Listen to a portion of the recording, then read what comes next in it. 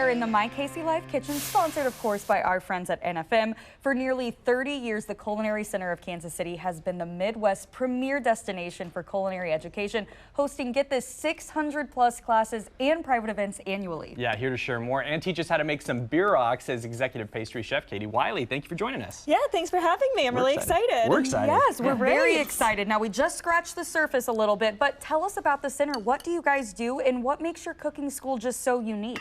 So, like you heard, we do over 600 private events and classes every year. We have 2 kitchens. We do lunch events and dinner events, so there's lots of fun stuff going on every day, every week.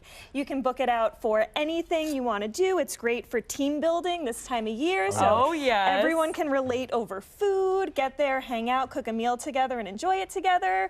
Or we have classes for summer camps for kids. We have everything across the board. Oh, I love it too. And cooking is something that is just like one of those skills to have in your back pocket that is useful all the time. We are learning how to make some beer rocks here today. So why are they so special to Kansas City? So beer rocks first came to the United States in the 1870s from German, Russian, Mennonite immigrants. And then as they settled across the United States, they ended up mostly in Kansas and Nebraska.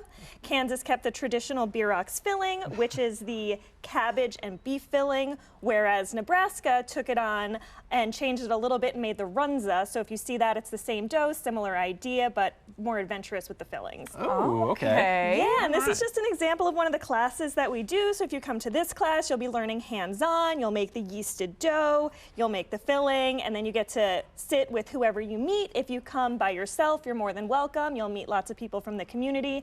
Everyone has such a fun time. It's really a place where you see people connect, make plans to come to a next class together, so we have a lot of fun. But if you don't feel like cooking, we also do classes that are fully demonstration. So you basically get to sit down, eat, and watch a live cooking show. That's awesome. Now listen, I love that. That's basically what I feel like I do on my couch sometimes when I watch those cooking shows. I'm like, wow, you guys are killing it. That's great. Walk us through a little bit what you're doing here and how you kind of craft these. Yes, absolutely. So this is an enriched yeasted dough. So enriched means the dough also has something other than the basic ingredients of flour, salt, water, and yeast. So this one has milk, eggs, butter, so it's very enriched and soft and tender for the dough. So that needed to be mixed and rested. And then for the filling, it is sauteed beef, and then you pull the beef out, and all that beef fat flavors your cabbage and onions that go in it.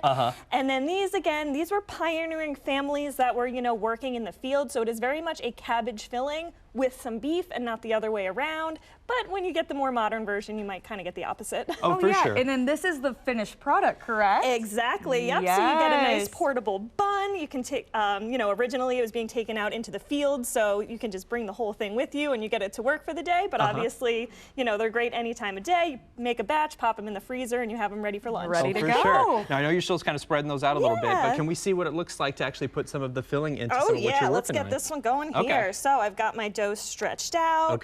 I've got my beef and cabbage filling, and this is a really, really forgiving dough, so you can actually overstuff it a little bit. We really appreciate the extra forgiving dough. Put as much as you can in there. Get as much as you can in there, because then you can stretch it way over, because if you think about all those folds, you kind of want that dough thin, because now you have about 6 layers of that dough coming up on top. We'll give it a good squish there, so it comes out more like a sandwich rather than like a baseball when it comes out of the oven.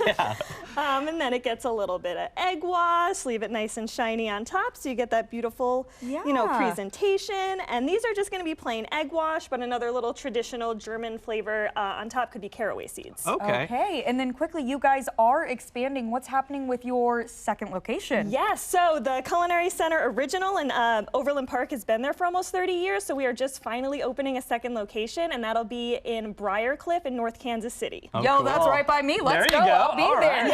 Well, go ahead, tell us, how can people book classes and how can they connect with you guys to learn more? Great, so our website's the best place to book classes. Obviously, you can get it from your phone anywhere.